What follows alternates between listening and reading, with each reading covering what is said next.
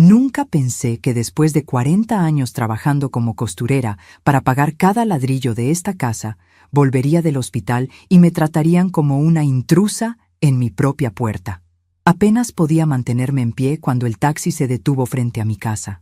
3 semanas en el hospital después de una cirugía del corazón me habían dejado débil como una hoja seca, pero la nostalgia de mi hogar me daba fuerzas para seguir adelante. Cargué mi pequeña maleta hasta la puerta principal. Busqué la llave en el lugar de siempre debajo de la maceta de geranios, pero la cerradura había sido cambiada completamente. Mi nombre es Esperanza Rodríguez. Tengo 68 años.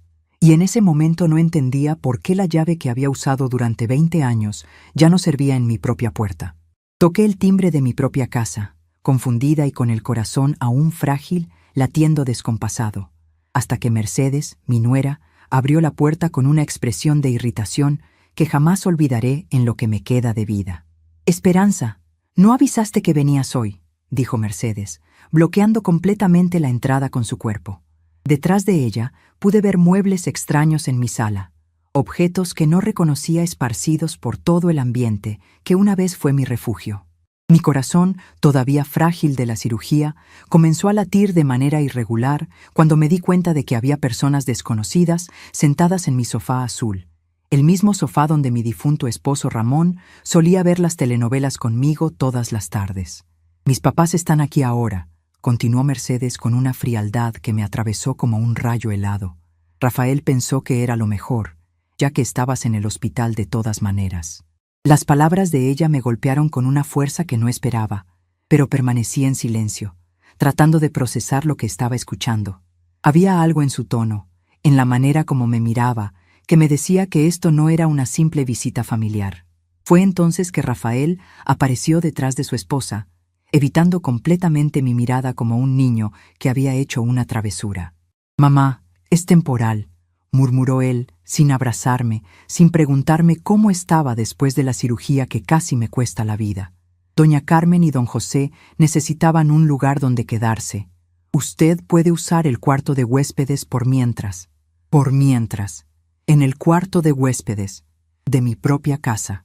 Yo había trabajado 40 años como costurera en una maquiladora para comprar cada ladrillo de esa propiedad. Tenía las escrituras con mi nombre completo, Esperanza Rodríguez, viuda de Hernández, y ahora estaba siendo tratada como una visita inconveniente que llegaba sin avisar. Las palabras se me atoraron en la garganta, pero algo dentro de mí, una voz muy profunda, me decía que mantuviera la calma y observara bien lo que estaba pasando. Mercedes me acompañó hasta el pequeño cuarto de huéspedes, el mismo que había sido el cuarto de juguetes de Rafael cuando era niño. «Aquí vas a estar más cómoda», me dijo mientras ponía mi maleta sobre la cama angosta. «Es más pequeño, pero no necesitas tanto espacio a tu edad». A mi edad. Como si los 68 años me hubieran convertido en alguien que merecía menos, que necesitaba menos, que valía menos. Esa primera noche, acostada en la cama estrecha del cuarto de huéspedes, escuché risas provenientes de mi sala principal. Eran Rafael, Mercedes y esas personas desconocidas que ahora ocupaban mi espacio, mi hogar, mi santuario. Hablaban sobre planes de remodelación, sobre cambios que querían hacer en su nueva casa, como si yo ya hubiera desaparecido del mapa completamente. Durante los siguientes días, la situación se volvió más clara y más dolorosa. Doña Carmen, la madre de Mercedes, había reorganizado toda mi cocina sin pedirme permiso. Mis especias especiales, esas que había recolectado durante años y que usaba para hacer los moles que tanto le gustaban a Rafael cuando era pequeño, habían sido tiradas a la basura como si fueran desperdicios sin valor. «Están muy viejas», me explicó cuando protesté suavemente. «Podrían estar echadas a perder». Don José, el padre de Mercedes, se había instalado en mi sillón favorito, aquel donde mi difunto esposo Ramón solía leer el periódico cada mañana durante 30 años de matrimonio. Fumaba dentro de casa, ignorando completamente mis pedidos educados para que parara, llenando el aire con un olor acre que me hacía toser y me recordaba constantemente que ya no era dueña ni de mi propio aire. «Es su casa ahora también», me dijo Rafael cuando intenté hablar con él sobre la situación. «Deberías estar agradecida de tener familia que se preocupe por ti. Agradecida. Esa palabra se quedó dando vueltas en mi cabeza durante horas. Yo debería estar agradecida por ser tratada como una intrusa en mi propia casa, agradecida por dormir en el cuarto más pequeño, agradecida porque hubieran cambiado las cerraduras sin avisarme. Me acordé entonces de todas las veces que había sacrificado mis propios sueños por ese hijo. Las noches en vela cosiendo vestidos de quinceañera para pagar su universidad, los préstamos que saqué a mi nombre para que pudiera abrir su propio taller mecánico, la vez que vendí mis aretes de oro, los únicos que me había regalado Ramón para nuestro aniversario, para ayudarle cuando Mercedes perdió su trabajo en la tienda departamental. Rafael había prometido cuidar de mí cuando yo envejeciera. Me había jurado por la memoria de su padre que nunca me faltaría nada. Pero ahora me trataba como un problema que había que resolver, como una carga inconveniente que no sabía dónde poner. Y lo más doloroso de todo era ver cómo Mercedes sonreía con satisfacción cada vez que sus padres tomaban otra decisión sobre mi casa. El martes por la mañana, mientras intentaba prepararme un café en mi propia cocina, descubrí que doña Carmen había puesto un candado en el refrigerador. «Es para ahorrar energía eléctrica», le explicó a Rafael más tarde, como si yo fuera una niña irresponsable que no sabía cuidar los recursos. Esperanza puede pedirnos cuando necesite algo, pedirles permiso, para abrir mi refrigerador, en mi casa, con mi dinero de la pensión pagando la luz eléctrica. Esa tarde, mientras estaba sentada en el pequeño patio trasero, mi vecina Elena se asomó por encima de la cerca que separaba nuestras propiedades. Elena había sido mi amiga durante más de 15 años, había estado conmigo cuando Ramón murió, había llorado conmigo, había sido mi apoyo en los momentos más difíciles. «Esperanza», me susurró preocupada. «¿Estás bien? He visto mucho movimiento en tu casa, carros desconocidos». Le conté todo lo que había pasado, desde mi llegada del hospital hasta el candado en el refrigerador. Elena me escuchó con atención, moviendo la cabeza con desaprobación. «Eso no está bien», me dijo firmemente. «Esta es tu casa, Esperanza. Nadie tiene derecho a tratarte así». Pero yo no sabía qué hacer. Rafael era mi único hijo, mi única familia directa. Mercedes había sido parte de mi vida durante 15 años. ¿Cómo podía luchar contra ellos? El miércoles por la noche, la situación empeoró considerablemente. Estaba acostada en el cuarto de huéspedes cuando escuché voces fuertes provenientes de la sala. Me acerqué silenciosamente y pude escuchar una conversación que me partió el corazón en pedazos. «Ya está muy vieja para manejar tanto dinero», decía Mercedes. «La pensión de Ramón, más lo que ella ahorra cada mes, es una buena cantidad. Podríamos administrarlo mejor nosotros». «Tienes razón», respondió Rafael. «Además, esta casa es demasiado grande para ella sola. Podríamos venderla y comprar algo más pequeño para mamá, y con lo que sobre nos alcanzaría para ampliar el taller». Venderla. Querían vender mi casa. La casa que Ramón y yo habíamos comprado con tanto esfuerzo, donde habíamos criado a Rafael, donde habíamos vivido nuestros mejores momentos y donde yo planeaba pasar mis últimos días rodeada de recuerdos felices. «El problema es convencerla», continuó Mercedes. «Pero si seguimos así, poco a poco va a entender que es lo mejor para todos». No era lo mejor para mí, era lo mejor para ellos. Y en ese momento, algo dentro de mí, algo que había estado dormido durante semanas de dolor y confusión, finalmente comenzó a despertar. El jueves por la mañana, mientras todos dormían, salí silenciosamente de la casa y caminé hasta la casa de Elena. Ella me recibió con un abrazo cálido y me preparó un té de manzanilla mientras le contaba sobre la conversación que había escuchado la noche anterior. «Esperanza», me dijo Elena con seriedad, «ellos están planeando robarte todo. Tu casa, tu dinero, tu dignidad. Esto ya no es solo falta de respeto, esto es un robo en toda regla». Sus palabras me dolieron porque sabía que tenía razón, pero también me dieron una claridad que no había tenido en semanas. «¿Pero qué puedo hacer?», le pregunté sintiéndome perdida. «Es mi hijo, Elena. Es la única familia que tengo. La familia de verdad no te roba, Esperanza», me respondió con firmeza. «La familia de verdad no te trata como un estorbo. Esto que están haciendo contigo no es amor, es abuso». Elena tenía razón, pero reconocerlo me dolía más de lo que podía expresar con palabras. Me quedé en casa de Elena hasta la tarde, planeando qué iba a hacer. Ella me sugirió que buscara ayuda legal, que consultara con un abogado sobre mis derechos. Tienes las escrituras de la casa a tu nombre, me recordó. Tienes tus documentos, tu identificación. Eres una mujer mentalmente competente que está siendo víctima de abuso familiar. Cuando regresé a casa esa tarde, todos estaban cenando en mi mesa de comedor como si fuera la cosa más natural del mundo. Rafael me vio entrar y simplemente dijo: «Mamá, sírvase algo de cenar. Quedó comida en la estufa», como si fuera una invitada en mi propia casa, como si debiera agradecer las sobras de la comida que ellos habían preparado con mis propios ingredientes. Esa noche, acostada nuevamente en la cama estrecha del cuarto de huéspedes, tomé una decisión que cambiaría todo. Ya no iba a ser la víctima silenciosa. Ya no iba a permitir que me trataran como un mueble viejo que estorba. Si querían jugar sucio, si querían quitarme todo lo que había construido con tanto esfuerzo, entonces iban a descubrir que Esperanza Rodríguez no era la anciana indefensa que creían que era. Al día siguiente, viernes por la mañana, desperté antes del amanecer con una determinación que no había sentido en meses. Era hora de actuar. Era hora de demostrar que 68 años de vida no me habían hecho débil, sino más sabia. Mientras todos dormían en mi casa, comencé a planear la estrategia que iba a usar para recuperar no solo mi hogar, sino también mi dignidad. Rafael y Mercedes pensaban que me habían derrotado, que había aceptado mi nuevo lugar como una carga familiar. Don José y doña Carmen creían que podían seguir tratándome como una sirvienta en mi propia casa. Pero todos estaban a punto de aprender una lección que nunca olvidarían.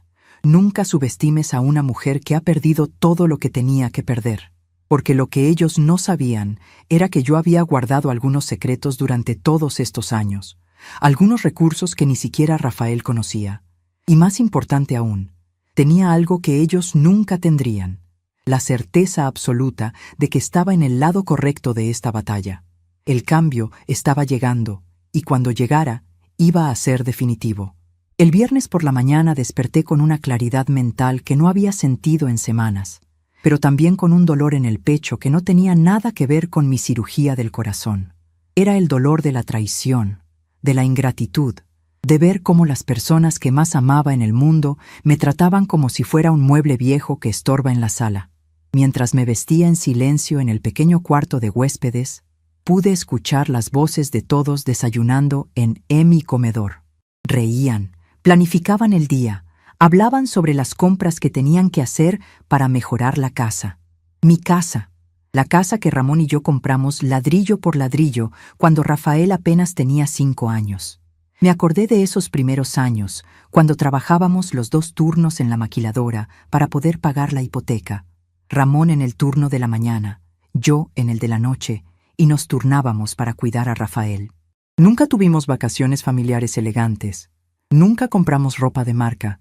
Nunca comimos en restaurantes caros. Todo nuestro dinero, cada peso que ganábamos con tanto esfuerzo, se iba para esa casa que ahora querían quitarme. Salí silenciosamente de mi cuarto y me dirigí hacia la cocina. Doña Carmen estaba preparando café en mi cafetera, usando mis tazas, organizando mis trastes como si llevara años viviendo ahí.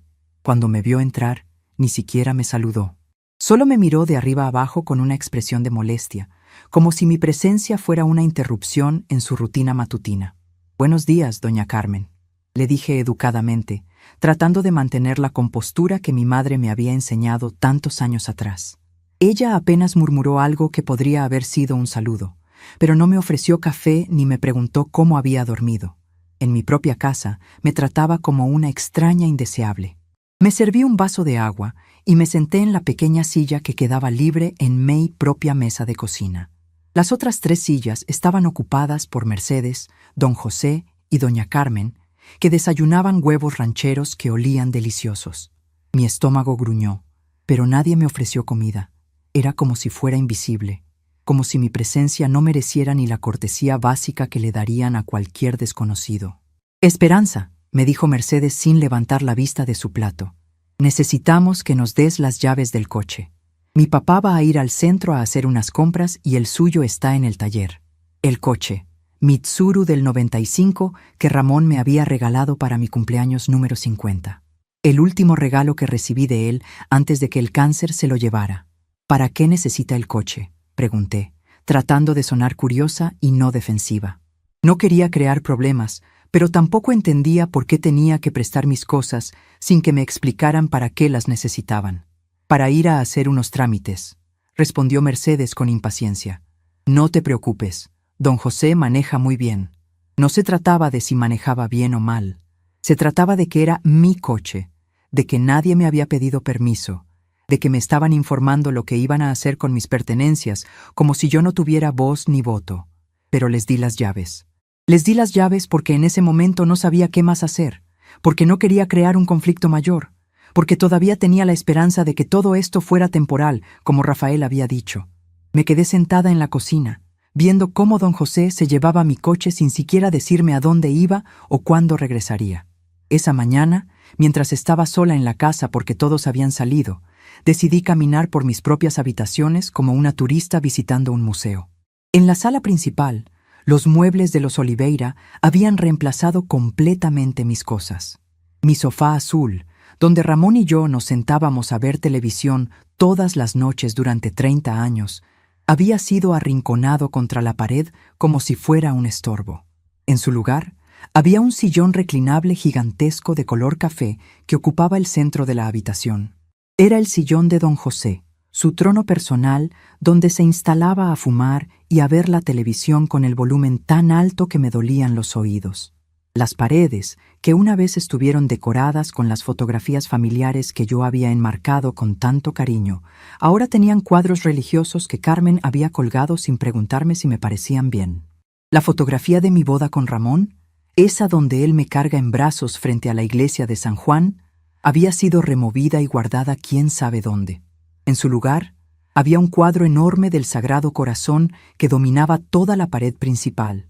No es que tuviera algo contra las imágenes religiosas, pero esa fotografía era mi tesoro más preciado, el recuerdo más hermoso que tenía de un día perfecto en mi vida. Me dirigí hacia mi recámara principal, pero cuando intenté abrir la puerta, descubrí que tenía cerrojo. Ellos habían puesto un cerrojo en la puerta de mi propia recámara. Carmen y José se habían adueñado de mi cama matrimonial, de mi cómoda, de mi armario lleno de vestidos que había cosido yo misma a lo largo de los años. Toqué suavemente la puerta, sabiendo que no había nadie adentro, pero necesitaba tocarla. Necesitaba sentir la madera sólida de la puerta que protegía el espacio donde había dormido durante 20 años. Detrás de esa puerta estaban todas mis cosas personales, las cartas de amor que Ramón me escribía cuando éramos novios, mis medicinas para el corazón, la caja de madera donde guardaba mis pocos ahorros en efectivo para emergencias. ¿Habrían revisado mis cosas? ¿Habrían leído las cartas privadas de mi difunto esposo? ¿Habrían tomado mi dinero? La sola idea me hizo sentir náuseas. Era una violación tan profunda de mi privacidad, de mi dignidad, que no podía procesarlo completamente. Regresé a la cocina y me senté frente a la ventana que daba al patio trasero. Desde ahí podía ver el pequeño jardín que Ramón y yo habíamos plantado juntos durante nuestros primeros años en la casa. Los rosales que él había sembrado para nuestro 10º aniversario, el naranjo que plantamos cuando Rafael cumplió 10 años, las macetas de hierbas aromáticas que yo usaba para cocinar sus platillos favoritos. Todo estaba descuidado, marchitándose por falta de agua y atención. Carmen había decidido que mantener el jardín era demasiado trabajo y que sería mejor pavimentar todo para que fuera más fácil de limpiar. Querían matar mi jardín, destruir los últimos vestigios vivos del amor que Ramón y yo habíamos sembrado en esa tierra. Cerca del mediodía, Elena se asomó por encima de la cerca. «Esperanza», me gritó suavemente. «¿Estás bien? No te he visto en todo el día». Salí al patio para hablar con ella, agradecida de tener, aunque fuera un momento de conversación normal, con alguien que me tratara como un ser humano. «Elena», le dije, y mi voz se quebró sin que pudiera evitarlo. «Creo que están tratando de robarme mi casa». Le conté sobre el cerrojo en mi recámara, sobre cómo habían reorganizado todo sin mi permiso, sobre la conversación que había escuchado la noche anterior acerca de vender la propiedad. Elena me escuchó con atención y pude ver la indignación creciendo en sus ojos. «Esperanza, esto ya no es solo falta de respeto. Esto es abuso de ancianos. Lo que están haciendo contigo tiene nombre y apellido, y es un delito. Sus palabras me dolieron porque confirmaban lo que yo no quería aceptar. Mi propio hijo me estaba maltratando. Pero Elena, le dije tratando de encontrar excusas, a lo mejor solo están preocupados por mí. A lo mejor piensan que ya no puedo cuidar de la casa yo sola. Incluso mientras decía las palabras, sabía que no eran verdad. Sabía que lo que estaba pasando no tenía nada que ver con preocupación genuina, y todo que ver con codicia. Esperanza, me dijo Elena firmemente, ¿tú tienes problemas de memoria? ¿Has tenido algún episodio que te haga pensar que no puedes cuidarte sola? Negué con la cabeza. ¿Tienes problemas para manejar tu dinero o pagar tus cuentas? Volví a negar. Entonces no hay ninguna razón válida para que te traten así. Esto es puro abuso. Esa tarde, cuando todos regresaron a la casa, pude observar sus dinámicas más claramente. Rafael actuaba como si fuera el dueño de la propiedad, dando órdenes sobre qué se iba a cocinar para la cena, dónde iban a ver televisión, qué programas iban a poner. Mercedes se comportaba como la reina de la casa, organizando las actividades del día siguiente, planificando las comidas, decidiendo qué compras había que hacer. Carmen y José se habían instalado como los patriarcas de la familia, dando su opinión sobre todo, criticando la manera como yo había decorado mi propia casa, sugiriendo mejoras que querían hacer. Y yo, la verdadera dueña de la casa, la mujer que había pagado cada peso de esa propiedad, era tratada como una huésped molesta que había superado su tiempo de bienvenida. Durante la cena, que prepararon sin preguntarme qué me gustaba comer, escuché otra conversación que me partió el corazón. Rafael le estaba contando a don José sobre sus planes de expandir el taller mecánico. Con lo que saquemos de la venta de esta casa, decía Rafael mientras cortaba su bistec, podríamos comprar el terreno de al lado del taller y construir una bodega más grande.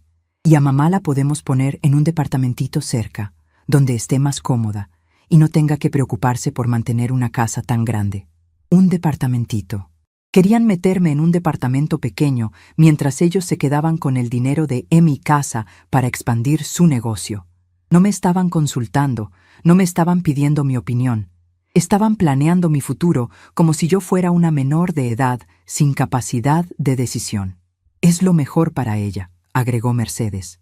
A su edad, mantener una casa es demasiado trabajo. Va a estar mucho mejor en un lugar más pequeño, sin tantas responsabilidades. Como si las responsabilidades fueran algo malo. Como si mantener mi hogar fuera una carga insoportable, en lugar de ser una fuente de orgullo y satisfacción. Esa noche, después de que todos se fueron a dormir en mis recámaras, me quedé despierta en la cama estrecha del cuarto de huéspedes, Recordé cuando Rafael era pequeño y se enfermaba, y yo me quedaba despierta toda la noche aplicándole paños fríos en la frente y dándole sus medicinas. Recordé las Navidades cuando no teníamos mucho dinero, pero yo me las arreglaba para hacerle regalos cosidos a mano que lo hacían feliz. Recordé cuando se graduó de la preparatoria y lloró de alegría porque iba a ser el primer miembro de nuestra familia en ir a la universidad. Yo había trabajado dobles turnos durante meses para poder pagar su inscripción. Había vendido mi anillo de compromiso para comprarle los libros. Había comido frijoles durante semanas para poder darle dinero para sus gastos. Recordé cuando conoció a Mercedes y me pidió consejos sobre cómo proponerle matrimonio. Yo le presté mis ahorros para que pudiera comprarle un anillo bonito, y cuando se casaron, pagué la mitad de la fiesta porque quería que tuviera una boda hermosa. Recordé cuando tuvieron problemas económicos en sus primeros años de matrimonio, y yo los ayudé con dinero, comida, ropa, lo que necesitaran. ¿Dónde estaba ese Rafael ahora? ¿Dónde estaba el niño que me decía que cuando creciera iba a cuidar de mí y nunca me iba a dejar sola? ¿Cuándo se había convertido en este hombre que me veía como un obstáculo para sus ambiciones? Y Mercedes, que durante los primeros años de matrimonio me llamaba mamá con cariño, que venía a pedirme consejos sobre cocina y crianza, que lloraba en mi hombro cuando tenía problemas con Rafael. ¿Cuándo había comenzado a mirarme con esa frialdad, como si fuera una enemiga en lugar de la mujer que la había acogido en nuestra familia con los brazos abiertos? El sábado por la mañana desperté con una determinación nueva. Era hora de comenzar a documentar lo que estaba pasando. Si ellos querían jugar el juego legal de la incapacidad mental, yo iba a demostrarles que estaba perfectamente capaz de defenderme. Comencé a escribir en un cuaderno pequeño que tenía guardado en mi bolsa.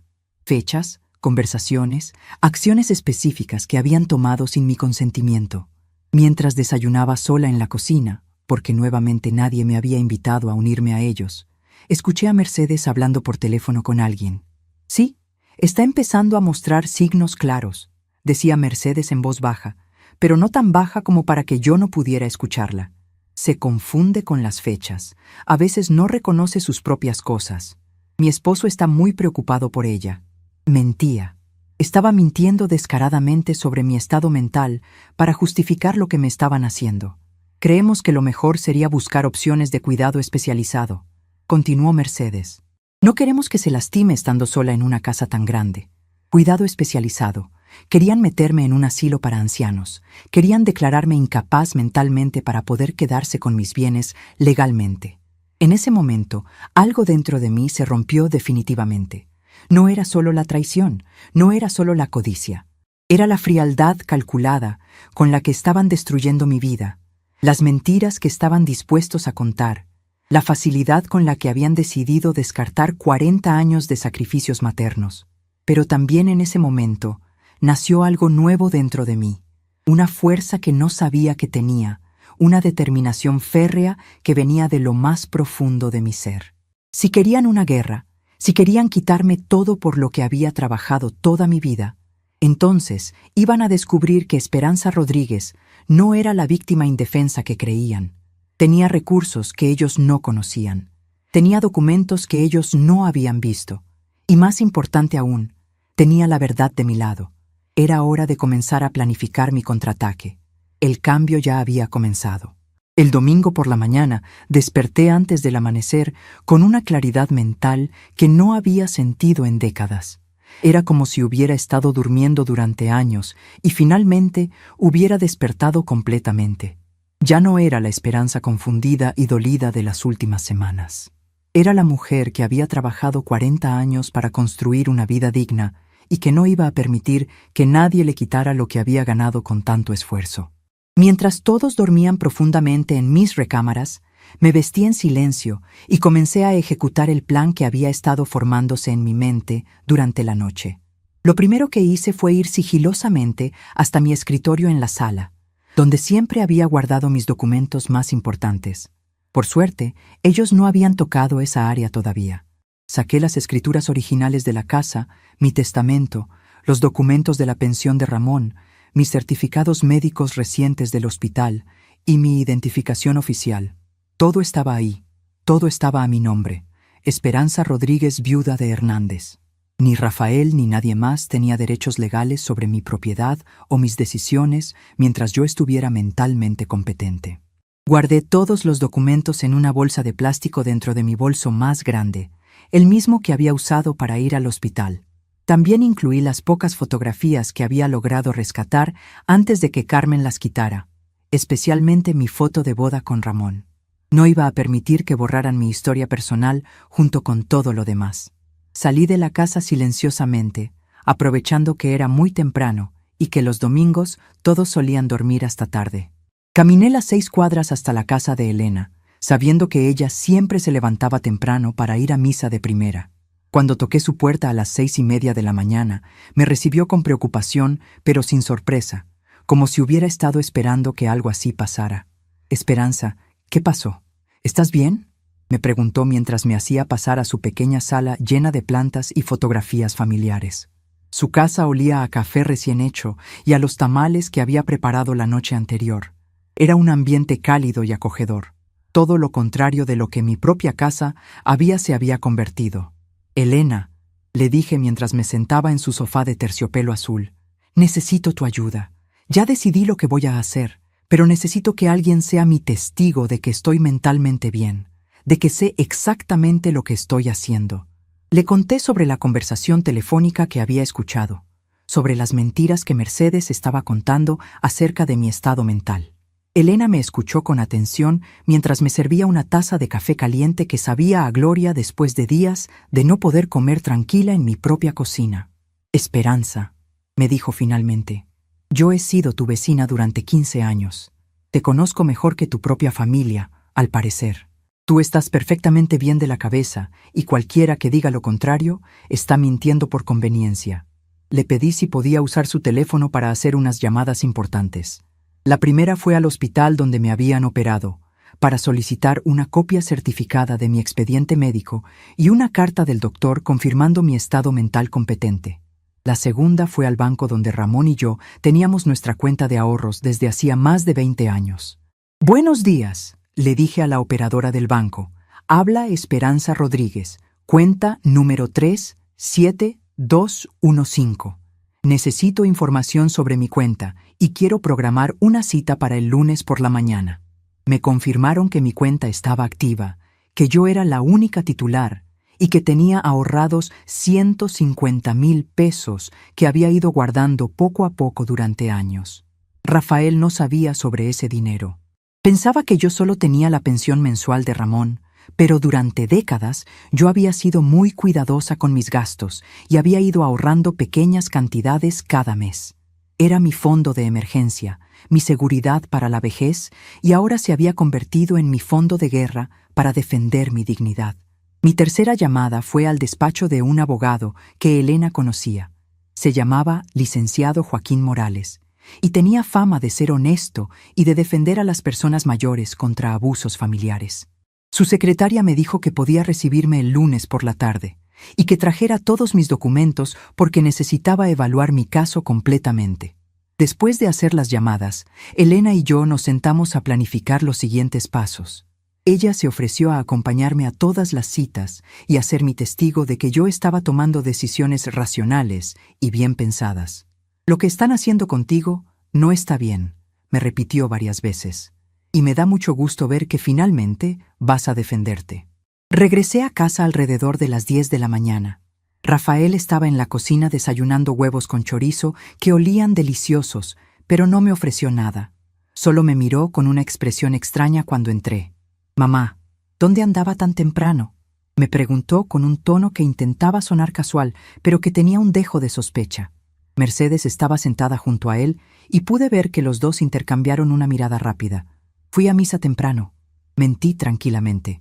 Luego pasé a visitar a Elena un ratito. No era completamente mentira. Elena y yo sí habíamos hablado mucho sobre asuntos espirituales, como la justicia y la dignidad humana. «Ah», dijo Rafael, pero noté que no estaba completamente convencido. «Es que pensamos que habías salido sin avisar. Nos preocupamos». Mentiroso. Lo único que les preocupaba era perder el control sobre mis movimientos. Esa tarde, mientras ellos veían televisión en mi sala, yo me quedé en el pequeño cuarto de huéspedes organizando mis pensamientos y planeando cada movimiento que iba a hacer durante la semana siguiente. Había decidido que ya no iba a ser reactiva, iba a ser proactiva. Ya no iba a esperar a ver qué hacían ellos, iba a tomar el control de la situación completamente. En mi pequeño cuaderno comencé a escribir una lista detallada de todas las cosas que habían hecho sin mi permiso. Cambiar las cerraduras, poner cerrojo en mi recámara, reorganizar mi cocina, tirar mis cosas, usar mi coche, instalar a personas extrañas en mi casa, planificar vender mi propiedad, mentir sobre mi estado mental. Cada acción tenía fecha y hora, y tenía testigos o evidencias de que había ocurrido. También comencé a anotar todas las conversaciones que había escuchado sobre sus planes de deshacerse de mí y quedarse con mis bienes. Mercedes hablando por teléfono sobre buscarme cuidado especializado. Rafael discutiendo cómo usar el dinero de la venta de mi casa para expandir su negocio. Carmen y José actuando como si fueran los nuevos dueños de mi propiedad.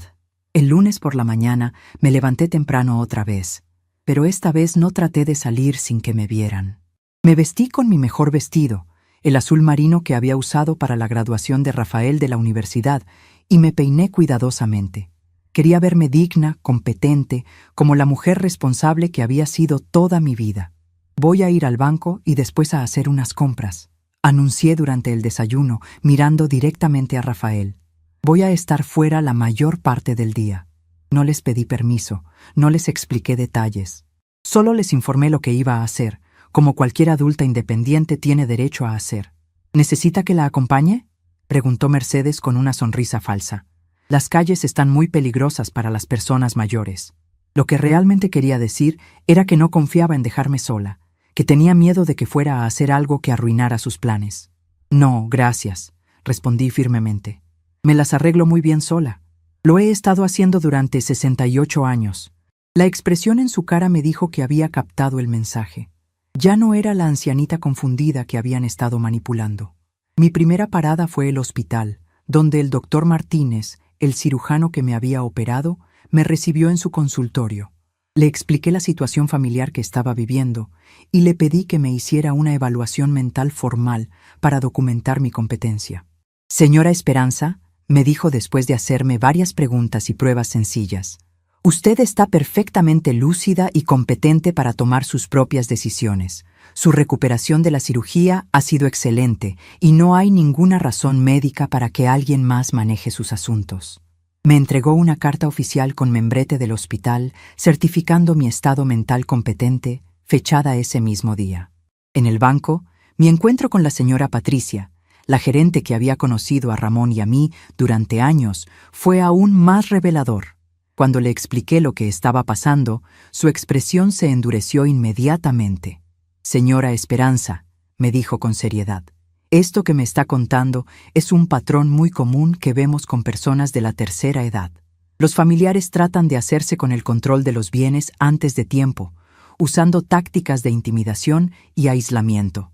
Me explicó que el banco tenía protocolos específicos para estos casos. Hicimos varios cambios importantes en mi cuenta ese día. Primero, agregué un código de seguridad especial que solo yo conocía, para que nadie más pudiera acceder a mi dinero aunque tuviera mis documentos. Segundo, solicité que cualquier movimiento mayor de 5,000 pesos requiriera mi presencia física en el banco con identificación oficial. Tercero, pedí un estado de cuenta completo de los últimos 2 años para documentar que había estado manejando mi dinero responsablemente. También le recomiendo, me dijo la señora Patricia mientras firmábamos los documentos, que considere hacer una denuncia formal si se siente amenazada o presionada. Lo que están haciendo podría constituir abuso financiero de personas mayores, y eso es un delito federal. Por la tarde, mi cita con el licenciado Joaquín Morales fue la más importante del día. Su despacho estaba en el centro de la ciudad, en un edificio viejo pero bien mantenido que me daba confianza. El licenciado era un hombre de unos 50 años, con canas en las sienes y una manera de hablar pausada que me tranquilizó inmediatamente. Le conté toda la historia desde el principio, mi salida del hospital, encontrar a los Oliveira en mi casa, todos los abusos y humillaciones que había sufrido, las conversaciones que había escuchado sobre vender mi propiedad y las mentiras que Mercedes estaba contando sobre mi estado mental. El licenciado Morales revisó cuidadosamente todos mis documentos, las escrituras de la casa, mi testamento, los certificados médicos, el estado de cuenta del banco y mis notas detalladas sobre lo que había estado pasando. Después de más de 1 hora de revisión, me miró directamente a los ojos. Señora Esperanza, me dijo con firmeza, lo que le están haciendo a usted constituye varios delitos: ocupación ilegal de propiedad privada, abuso de personas mayores, tentativa de fraude y posiblemente extorsión. Usted tiene todos los elementos legales necesarios para recuperar el control total de su propiedad y su vida. Me explicó que podíamos proceder de 2 maneras: la vía civil, que sería más lenta pero menos confrontativa, o la vía penal, que sería más rápida pero requeriría involucrar a las autoridades. Le dije que quería la opción más rápida y efectiva, sin importar qué tan confrontativa fuera. En ese caso, me dijo mientras comenzaba a escribir en su computadora, vamos a solicitar una orden judicial de desalojo inmediato para todas las personas que están ocupando ilegalmente su propiedad. También vamos a pedir una orden de protección que les prohíba acercarse a usted o a sus bienes. Y vamos a presentar una denuncia penal por los delitos que han cometido. Durante las siguientes 2 horas, preparamos toda la documentación legal necesaria. El licenciado me explicó cada documento antes de que lo firmara. Me aseguró de que entendía todas las implicaciones y me garantizó que tendríamos resultados muy rápidos. ¿Cuánto tiempo tomará?, le pregunté, sintiendo una mezcla de nerviosismo y emoción por finalmente estar tomando acción. Si presentamos todo mañana por la mañana temprano, me respondió, podríamos tener las órdenes judiciales para el miércoles o jueves. El proceso será rápido porque usted tiene evidencia muy clara de que es la propietaria legítima y de que está siendo víctima de abuso. Esa noche regresé a casa muy tarde, después de que todos hubieran cenado. Rafael me preguntó dónde había estado tanto tiempo, y yo simplemente le dije que había tenido unos asuntos pendientes que resolver. La manera como me miró me dijo que sabía que algo había cambiado, pero no sabía qué exactamente. Mercedes trató de iniciar una conversación casual sobre mis actividades del día, pero yo mantuve mis respuestas cortas y vagas. Ya no iba a darles información que pudieran usar en mi contra. Ya no iba a ser la ancianita ingenua que compartía todos sus planes y preocupaciones. Esa noche, acostada en la cama estrecha del cuarto de huéspedes por última vez, sentí una paz que no había experimentado en semanas. Ya no era una víctima esperando a ver qué me iban a hacer. Era una mujer empoderada que había tomado el control de su destino. En menos de 48 horas, todo iba a cambiar, y cuando cambiara, iba a ser definitivo. Los dados ya estaban echados, y por primera vez en mucho tiempo, yo era quien controlaba el juego. El miércoles por la mañana desperté a las 5:30, pero no por nerviosismo, sino por una extraña sensación de calma anticipatoria. Era el día que había estado esperando, el día en que finalmente iba a recuperar mi dignidad y mi hogar. Durante los últimos 2 días había actuado como la ancianita sumisa que ellos esperaban ver, pero por dentro había estado contando cada hora, cada minuto que faltaba para este momento. Me vestí cuidadosamente con mi mejor vestido negro, el que había usado para el funeral de Ramón. Era apropiado, pensé, porque hoy también era el día de un funeral, el funeral de la esperanza víctima, de la mujer que había permitido que la pisotearan en su propia casa. Esa mujer estaba muriendo para que naciera otra completamente nueva. Desayuné en silencio mientras Rafael y Mercedes discutían los planes del día.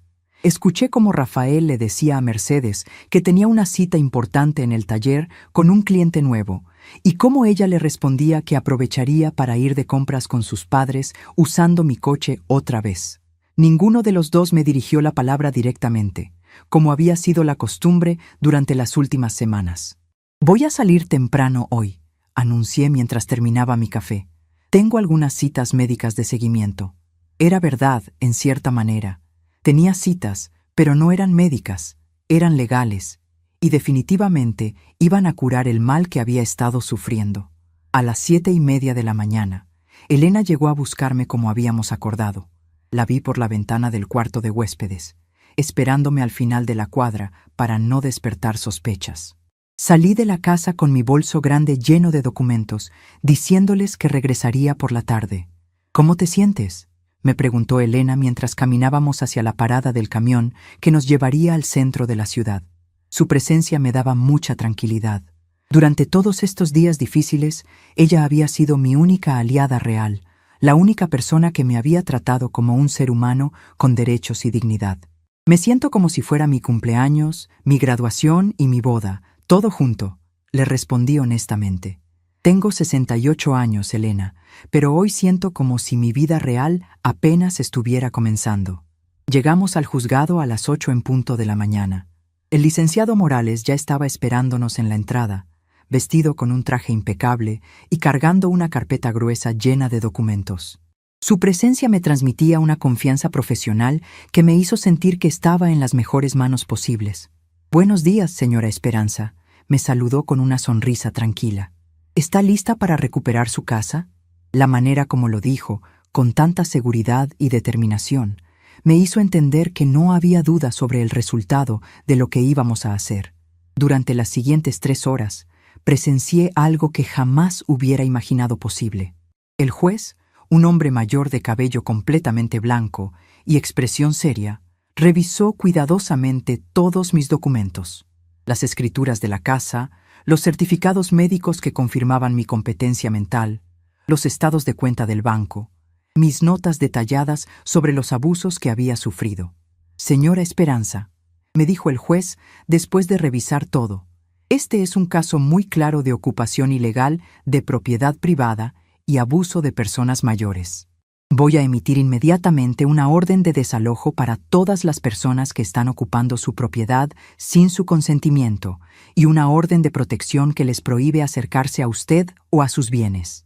El licenciado Morales me explicó que las órdenes serían ejecutadas ese mismo día por oficiales judiciales y que yo podría estar presente durante el proceso si así lo deseaba.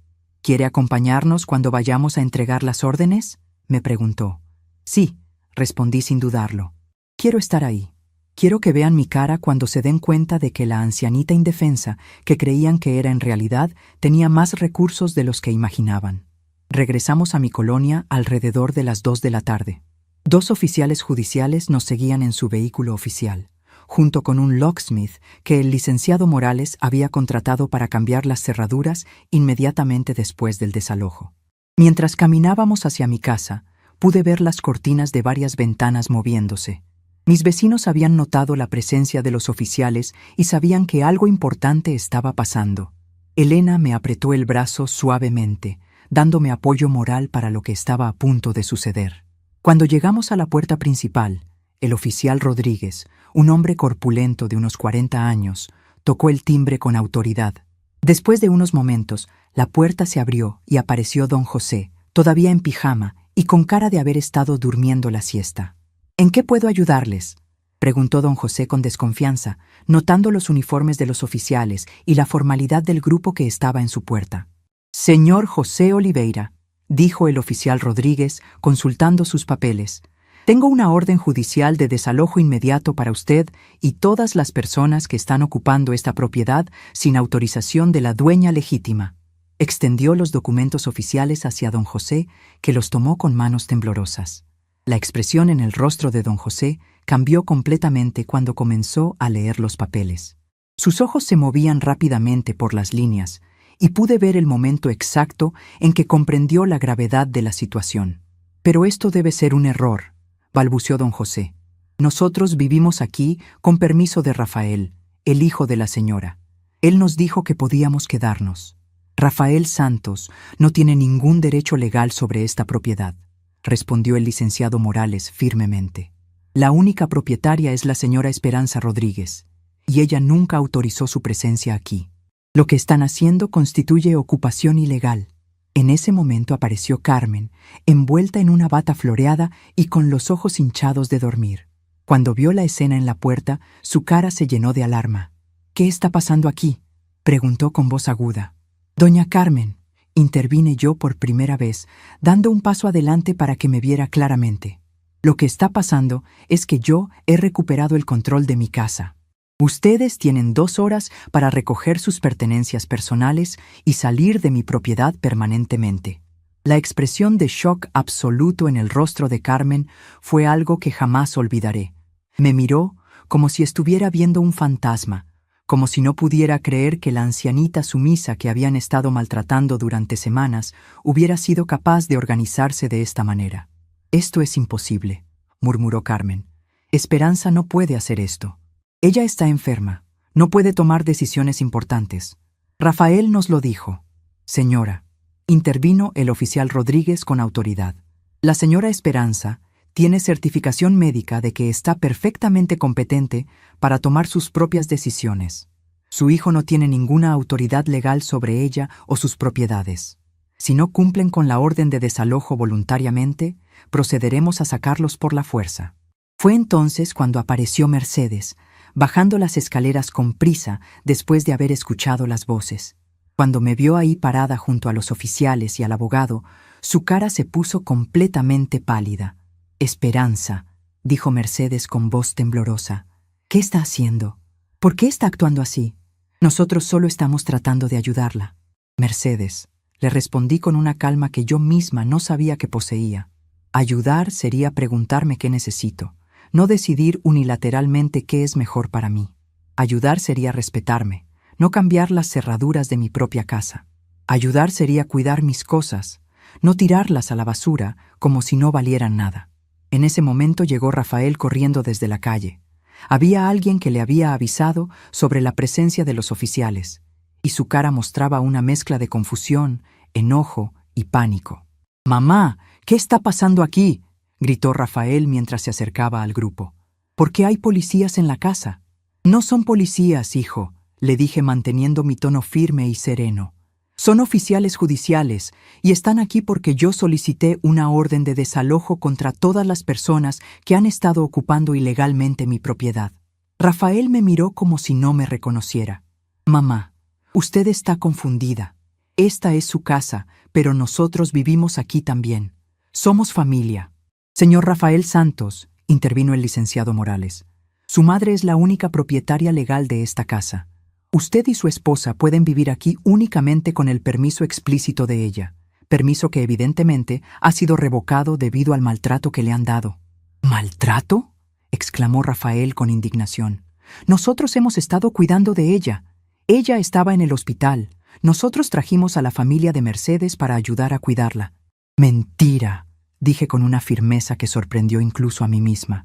Ustedes trajeron a los padres de Mercedes para que ocuparan mi recámara principal mientras me relegaban al cuarto de huéspedes. Cambiaron las cerraduras sin avisarme, pusieron candados en mi refrigerador, tiraron mis pertenencias personales y planificaron vender mi casa sin mi consentimiento. El oficial Rodríguez consultó su reloj y declaró: «Son las 2:30 de la tarde.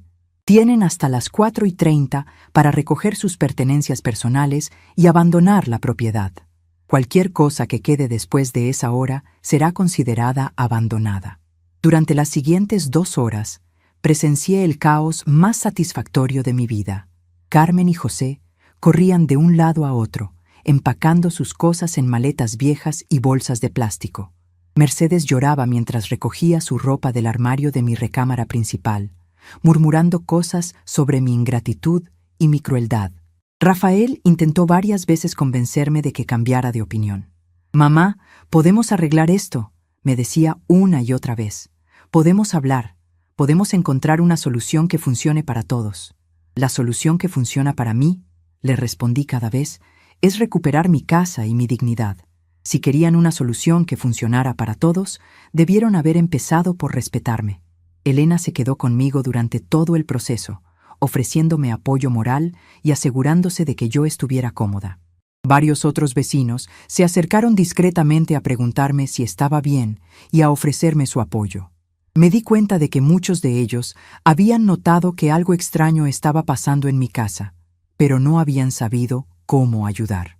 A las 4:15, los Oliveira ya habían cargado sus cosas en un taxi que Rafael había llamado para llevarlos a la casa de unos parientes.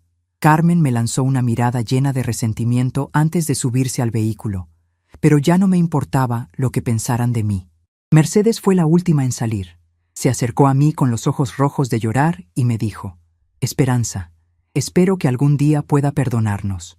Nosotros realmente pensábamos que estábamos haciendo lo mejor para usted». «Mercedes», le respondí tranquilamente, «lo mejor para mí hubiera sido preguntarme qué quería, no decidir por mí. Pero ya es demasiado tarde para eso». Ella se fue sin decir nada más. Rafael fue el último en irse. Se paró frente a mí en la puerta de mi casa y me dijo: «Mamá, usted está cometiendo un gran error. Nosotros somos su familia. ¿Qué va a hacer aquí sola?» «Rafael», le dije mirándolo directamente a los ojos, «prefiero estar sola y respetada que acompañada y humillada. Y en cuanto a si estoy cometiendo un error, creo que el único error que cometí fue permitir que esto llegara tan lejos». Después de que se fueron, el locksmith cambió todas las cerraduras de la casa y yo recibí las únicas llaves. El licenciado Morales me entregó copias certificadas de todas las órdenes judiciales y me explicó que tenía una orden de protección válida por 6 meses que prohibía a cualquier miembro de mi familia acercarse a mí o a mi propiedad sin mi consentimiento explícito. «Si intentan regresar o la molestan de cualquier manera», me dijo el licenciado, «llame inmediatamente a las autoridades. Ahora usted tiene protección legal completa». Cuando finalmente me quedé sola en mi casa, el silencio me pareció ensordecedor al principio, pero gradualmente ese silencio se convirtió en paz. Era mi silencio, en mi casa, rodeada de mis cosas, tomando mis propias decisiones. Esa noche, Elena vino a cenar conmigo. Cocinamos juntas en mi cocina recién liberada, usando mis especias que logré rescatar antes de que las tiraran, preparando mi receta favorita de pollo en mole que no había podido hacer en semanas. «¿Te arrepientes de algo?», Me preguntó Elena mientras comíamos en mi mesa de comedor, por primera vez en semanas sin la presencia hostil de los invasores. Solo me arrepiento de una cosa, le respondí después de pensarlo cuidadosamente. Me arrepiento de haber permitido que durara tanto tiempo. Debería haber actuado desde el primer día. Esa noche dormí en mi propia cama, en mi propia recámara, rodeada de mis propios recuerdos. Y por primera vez en semanas dormí profundamente y sin pesadillas. El cambio había llegado, y era definitivo.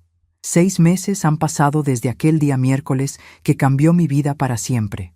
6 meses desde que recuperé no solo mi casa, sino también mi dignidad y mi derecho a vivir en paz. Mientras escribo estas palabras en mi pequeño diario personal, sentada en mi sillón favorito con una taza de café recién hecho, puedo decir con certeza que estos han sido los meses más tranquilos y satisfactorios que he vivido en mucho tiempo. La casa está exactamente como yo quiero que esté. Volví a colgar mi fotografía de boda con Ramón en el lugar de honor de la sala principal, donde puede sonreírme cada mañana cuando bajo a desayunar. Los cuadros religiosos que Carmen había impuesto están guardados en el armario del cuarto de huéspedes, no porque tenga algo contra la fe, sino porque cada objeto en esta casa debe estar aquí porque yo lo decidí. Mi recámara principal volvió a ser mi santuario personal. Cambié completamente la ropa de cama porque no podía soportar la idea de dormir en sábanas que habían usado otras personas sin mi permiso.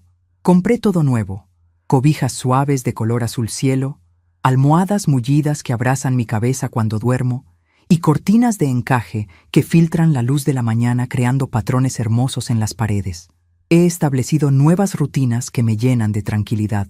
Despierto cada día a las 6 de la mañana, no porque tenga que hacerlo, sino porque me gusta. Preparo mi café despacio, saboreando el proceso de moler los granos, calentar el agua a la temperatura perfecta y esperar a que el aroma llene toda la cocina. Es mi pequeño ritual de paz matutina. Después del café, salgo a regar mi jardín. Replantamos todo con ayuda de Elena. Nuevos rosales donde Ramón había sembrado los originales, hierbas aromáticas frescas para cocinar y un pequeño huerto de tomates y chiles que me da gran satisfacción cuidar. Cada planta que crece es una pequeña victoria contra quienes querían pavimentar mi jardín para su comodidad. Elena se ha convertido en mucho más que una vecina. Es mi hermana elegida, mi familia verdadera. Almorzamos juntas 3 veces por semana. Vamos al mercado los sábados y los domingos asistimos a misa en la iglesia de San Miguel. Ella conoce toda mi historia, entiende por qué tomo las decisiones que tomo y me apoya sin juzgarme. «Esperanza», me dijo Elena el otro día mientras bordábamos servilletas en mi sala. «Nunca te había visto tan en paz contigo misma. Es como si hubieras encontrado quien realmente eres después de años de estar perdida». Tenía razón.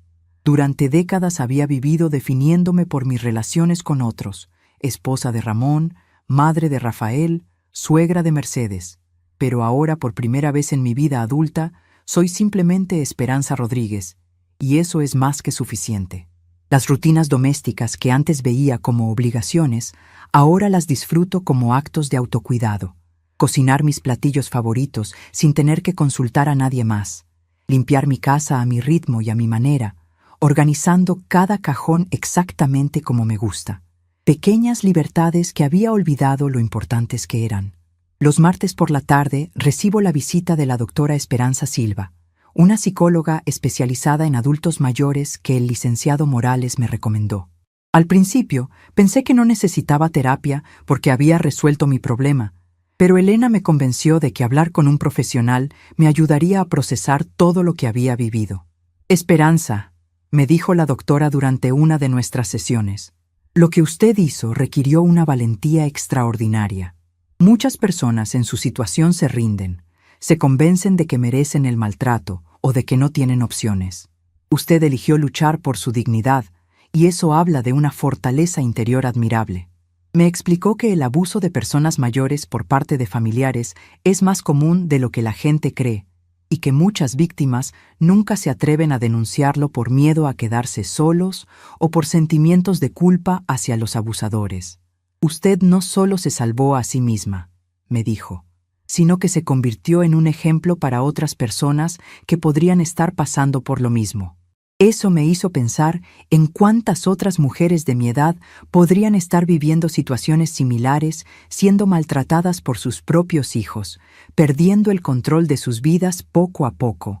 Decidí que cuando me sintiera completamente recuperada, me gustaría voluntariar en alguna organización que ayude a personas mayores en situaciones de abuso. Los domingos por la tarde me siento en el patio trasero con un libro y una limonada, disfrutando del jardín que ha vuelto a florecer. A veces, Elena viene a acompañarme y leemos juntas en silencio cómplice. Otras veces, vengo sola y simplemente observo las mariposas visitando mis flores, escucho a los pájaros cantando en el naranjo, siento la brisa suave en mi cara. Es en esos momentos cuando más claramente veo la diferencia entre mi vida anterior y mi vida actual. Antes, incluso cuando estaba físicamente sola, mi mente estaba constantemente preocupada por las necesidades y opiniones de otros. ¿Qué iba a cocinar para Rafael? ¿Le gustaría a Mercedes la decoración de la sala? ¿Estarían cómodos los invitados? Ahora, cuando estoy sola, verdaderamente estoy en paz. No hay voces externas dictándome qué debo hacer o cómo debo sentirme. Solo está mi propia voz interior, que ha aprendido a valorarse y respetarse después de tantos años de silencio. He recibido 3 cartas de Rafael durante estos meses. Las primeras 2 las leí completas antes de tirarlas a la basura. Eran llenas de autojustificación, explicaciones de por qué había hecho lo que había hecho, promesas de que las cosas podrían ser diferentes si yo los perdonaba y los dejaba regresar. La tercera carta, que llegó la semana pasada, ni siquiera la abrí. La reconocí por la letra en el sobre y la tiré directamente al bote de basura. No es que sienta odio hacia Rafael. El odio requiere energía emocional que ya no estoy dispuesta a gastar en él. Simplemente he llegado a la comprensión de que algunas relaciones están tan dañadas que no pueden repararse. Y está bien aceptar esa realidad. Elena me contó que los vio una vez en el mercado central. Rafael se veía demacrado, más delgado, con cara de preocupación constante. Mercedes ya no estaba con él.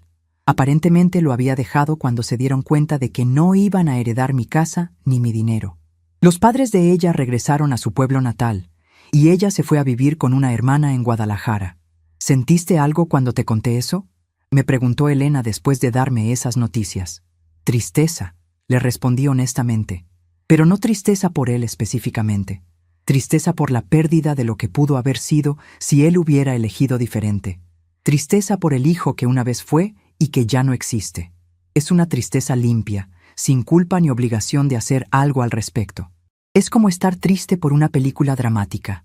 Sientes la emoción, pero sabes que no es tu responsabilidad cambiar el final.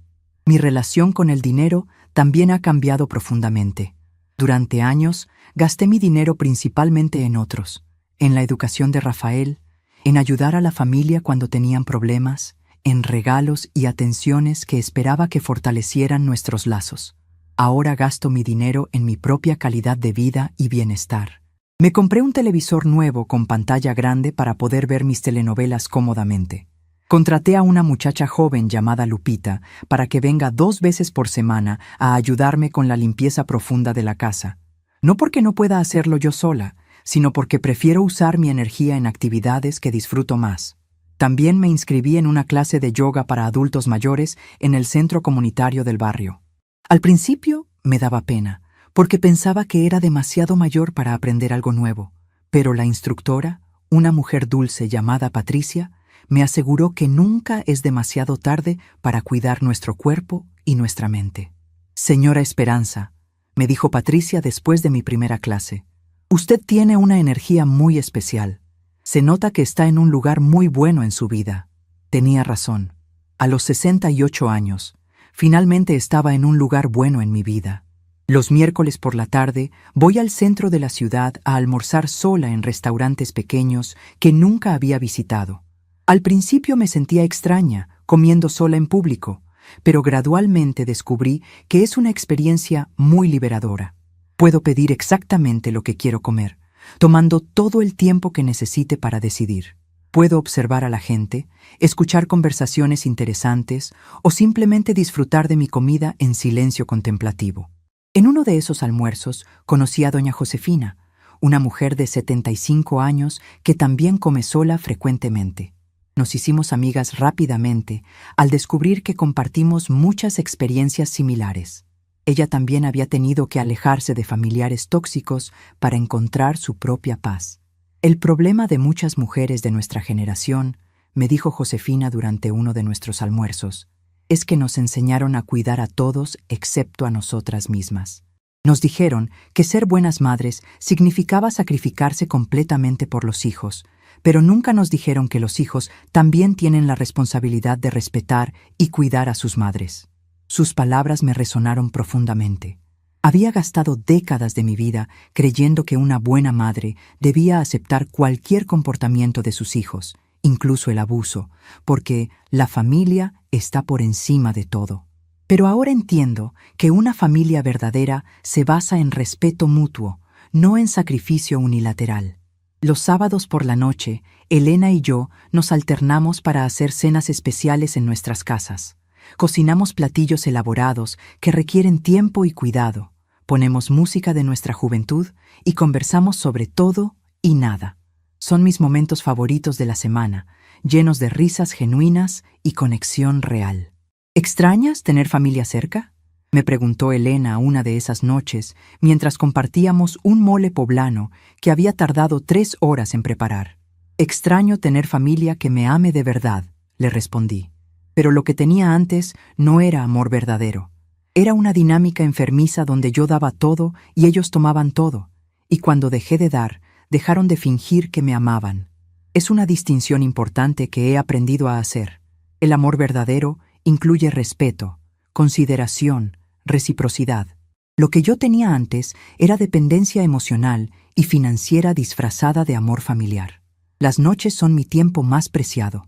Después de cenar, me doy un baño relajante con sales aromáticas que compré en una tienda naturista. Me pongo mi pijama más cómoda, preparo un té de manzanilla y me siento en mi cama a leer o a escribir en mi diario.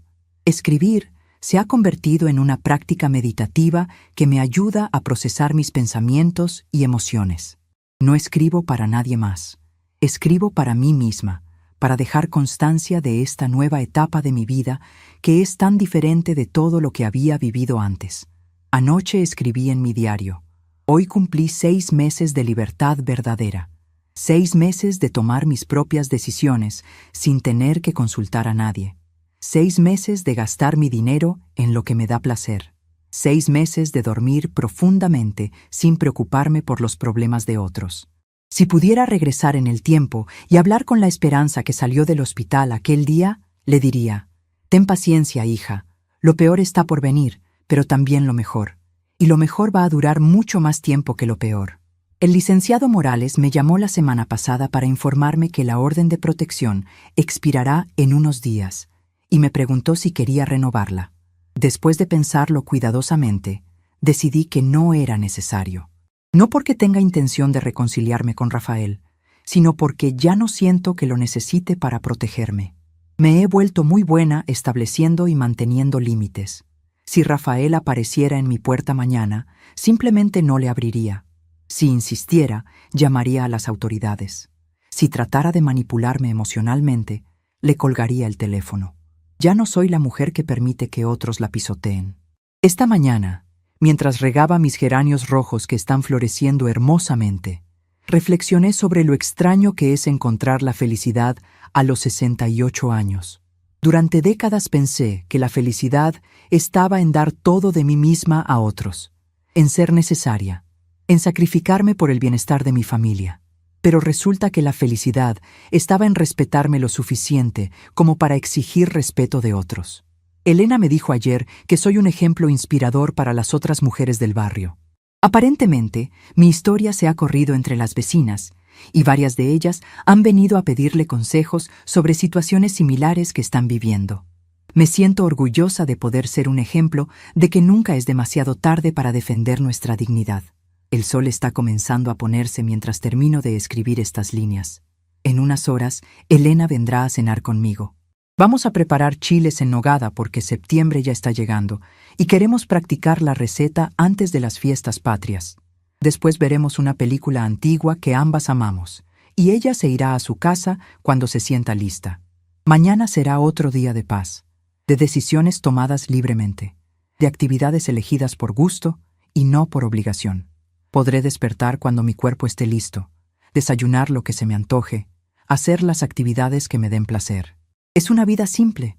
Algunos dirían que solitaria, pero yo he aprendido la diferencia entre estar sola y sentirse sola.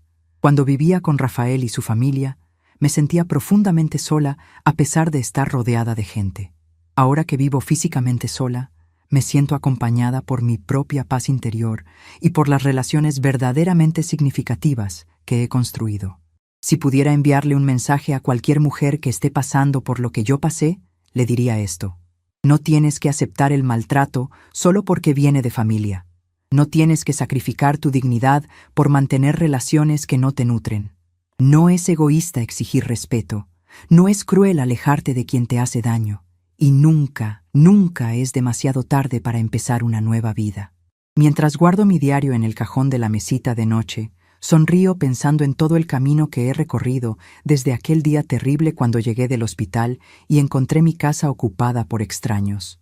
Esa mujer dolida y confundida parece otra persona ahora. Esa mujer no sabía que tenía la fuerza para cambiar su vida completamente, pero la tenía, la tuvo siempre. Solo necesitaba encontrarla. Hoy me voy a dormir en mi propia cama, en mi propia casa, rodeada de mis propias cosas, después de un día vivido completamente según mis propias decisiones. Y mañana despertaré lista para otro día de esta nueva vida que he construido desde cero a los 68 años. A veces, el mayor comienzo es el silencio que una elige mantener.